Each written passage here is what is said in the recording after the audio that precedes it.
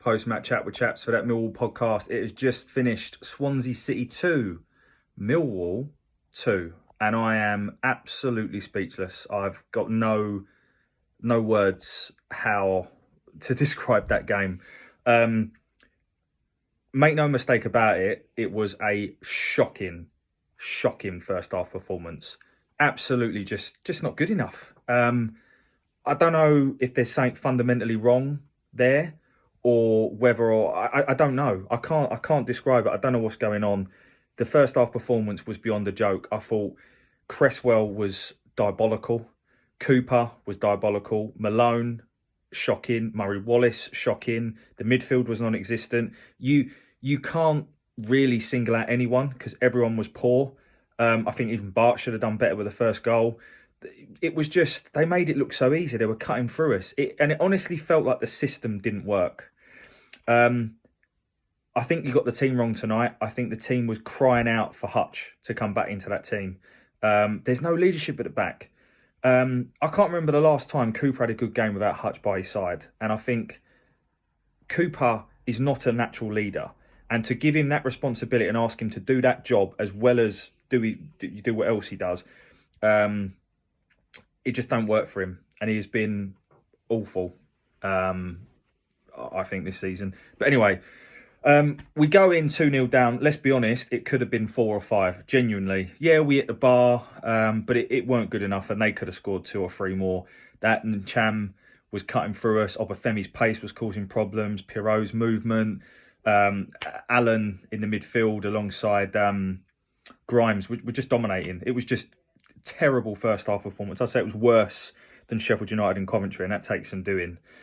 In the second half, I was absolutely gobsmacked he made no changes. The system completely changed. I couldn't tell you what. Obviously, I wasn't there. That's why I'm reporting from my house. But it looked like from on the telly that the system changed. And whatever they did to change the system did improve things. We had lots of pressure without really creating too much. There was a couple of appeals for penalties. For me, I think one of them was. The second one weren't. Gavin Ward's the ref. He's never going to give us anything. He is always so biased against us. I hate that little muppet. He really is a real special case. He's everyone goes on about Friend and Stroud, but he's right up there, believe me. And then he finally makes the changes. Leonard, Saville, and Hutch, of course, come on. And we just look a better team. And then he brings on the German. And I have to say, in the 20 minutes he was on, he completely changed the game. He's running and he's sort of pressing, and the way he was kind of forcing them to do certain things was causing Swansea serious problems. A phobia, that's how you press, by the way, mate. That is how you press, and that's how you run the channels. So for me, he completely changed the game. And he's one of 3 positives tonight. The German is a positive. I think, again, you have to say the character and resilience to come back, although we can't keep saying this. But that was a second positive. And the third was Tyler Bury. I don't think the second goal will go down as his goal, but he deserved it tonight. I thought he was superb, and he was the only one in terms of that started the game that genuinely looked like they were up for it and creating chances. So I thought Tyler was superb again, and he deserves an extended run in the team. I still think he's better coming in from wide as opposed to being a 10 or in a front 2. So I don't think we've quite got a system that suits him. But I thought Tyler was superb again today, and he'll be my man of the match. Somehow, 2 own goals, and we end up taking a point from Swansea. But that paper was over the cracks for me. The performance was really, really poor. We lacked energy. We just seemed to be cut with ease. They always seem to have an extra man. But we'll take the positives. The second half was much better again. Tyler Bury, superb. The German looks like a real prospect. If he can keep that up for 90 minutes, then we've got a real player in our hands, if he can find a bit of consistency. And again, there is great character in the team. For me, against Norwich, he must start Hutchinson. Cresswell needs to be dropped. He has made too many cock-ups now for me. Quality player for the future. And, we're very lucky to have him, as I said before, but he's making too many mistakes. Still prefer Billy Mitchell over Shackleton. Sorry, I do at the moment. I know that won't please too many people.